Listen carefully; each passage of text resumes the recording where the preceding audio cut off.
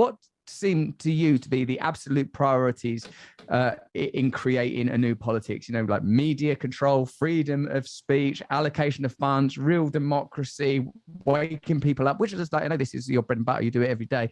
What would be your priorities, and would you address some of the things I said, like that sort of local, like that tax autonomy model and stuff?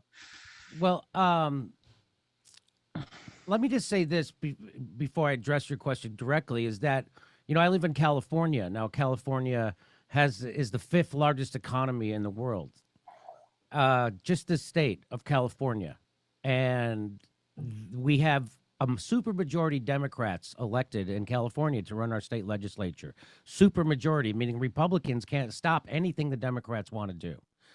And we also have a Democratic governor. So if you think the fix to capitalism or oligarchy or to the republicanism or corporatism or to any of the problems in your life is voting harder Democrat, this should disabuse you of that idea. There's people sleeping under every bridge in California.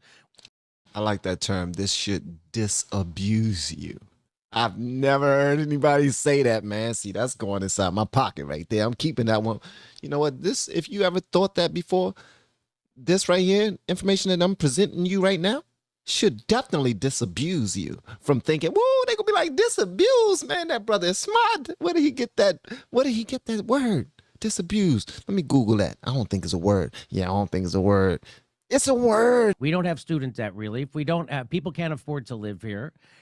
We have unbelievable income disparity. We have a housing crisis, and we don't have health care. In California. Wow. So if you think you can vote your way by voting Democrat out of any problem you're in, that is ridiculous. And that's why when people come on your show and say, we got to just vote harder for Democrats to fix it, they don't even believe that. That's just a lie. I don't believe no that one at all, who bro. is a sentient being who's been alive for the last 6 years. I've been watching politics since 1980. Nobody could believe that. That's just a 100% on its face. The people who keep telling you to vote for Democrats are people who don't want to actually get outside the polite society that they circle in. You know, the bubbles that they travel in. They want to stay friends with all those people who are oppressing workers and all that stuff. And they don't want to. That's what that is about. Now, how can we get more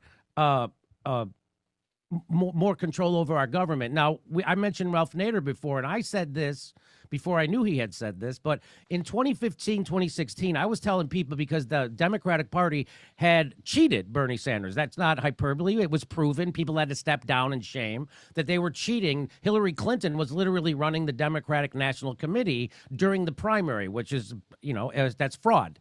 That's unethical fraud and should be criminal. Wow. So what I told people. Whoa. So that's, I don't know how many things they keep on saying that Hillary Clinton did that was illegal, and it should be investigated, and all these other things is criminal. It should be criminal. I need, see, whew, I think I'm gonna do a video checking out all the stuff that she's been accused of, because I think it's time. It's just time. It's fraud. That's unethical. It's fraud, and it's should unethical. be criminal. It's criminal. So what I told people is, you can't now give your vote to these people. So what you have to do is, if everybody who voted for Bernie withheld their vote and told pollsters that they're not going to vote for Hillary Clinton, she would be down 10% in the polls, and she would never have a chance to beat Donald Trump. And so then we would have power. And then the Democratic Party would have to come to us, because then they can't win an election without us. So we would be forcing some kind of an issue there. And so that's what Ralph Nader was saying all the time. We don't have to win an election. If we can get 10% or 15% of the people, 10 million or 15 million people, to band together and say, we're not voting for you unless you promise us health care. We're not voting for you unless you promise to end the wars and invest that money back here. We're not voting for you unless you promise to cancel our student debt. We're not voting for you unless you promise to give us a living wage. They would have all that power. Now it's up to the Republicans or the Democrats. Which ones do you want? And now to be all out in the open. And if neither of them wanted those votes, that's when we'd have another trucker sit down where they would shut stuff down. So that was my big idea, Russell, that you don't need to get enough people in a third party or a major party that could actually win a national election. You just need to get enough people that are like-minded, who are willing to not vote for those parties. And that's how you influence them. And that's how you can have massive. So we're not going to get anything in the United States. Cuz is smart. I never heard of Jimmy Dore before, but he's pretty daggone smart. And I want to give it, let me give it a shout out right quick, because the only reason why I'm here is because someone by the name of Benjamin Morris, from, shout out to Benjamin, man. Benjamin went ahead and hollered at me on IG and told me to check out some Jimmy Dore, because of the reasons he told me. And after looking at that, I said, you know what? Let me look into him. And here we are. So it's refreshing to hear other people break down their sides of things. It's another lesson, man, which I really appreciate. But for some strange reason, man, it's like people are choosing this to be blind and have their blinders on. People judge the messenger more than they judge the message. And the messenger's representation has already been sullied by what we hear on the radios and on TV and on news and all those other things. And unfortunately, when it was time to vote between Bernie Sanders and Hillary to see which one of them would run, people weren't voting for the right person. They was just voting for who they thought can beat the other side. It was like recruiting a quarterback. Who was going to put up the most numbers and be the best QB out there. We don't care what they stand for. Okay, they did what? All right, we don't. Let's sweep that under the rug. We're voting for the person that can beat them. And if they can't beat them, we're not voting for them. I don't care how much sense their plan make. We're not voting for them. What he's pretty much saying is, bring all of your stuff to the table, and we present that to the people who are going to represent us. And if they're not going to stand up to those demands, boom, we go find somebody else. We put our votes elsewhere. That does make a big difference, guys. That is true democracy, in my opinion. Without massive public displays of protest, right? Direct action. So that's what's happening in Canada, and they don't want to cover that, as you mentioned. They're not covering it, and if they do, they cover it in a disparaging way, because strikes are catchy. When that stuff, when people see how well that's working, how much that has the establishment their pants, because they have to stop that soon. And as soon as, if people saw that, we could actually take our power back, right? I said, if everybody who worked at UPS and Amazon just didn't go to work for 2 days, the whole country would stop.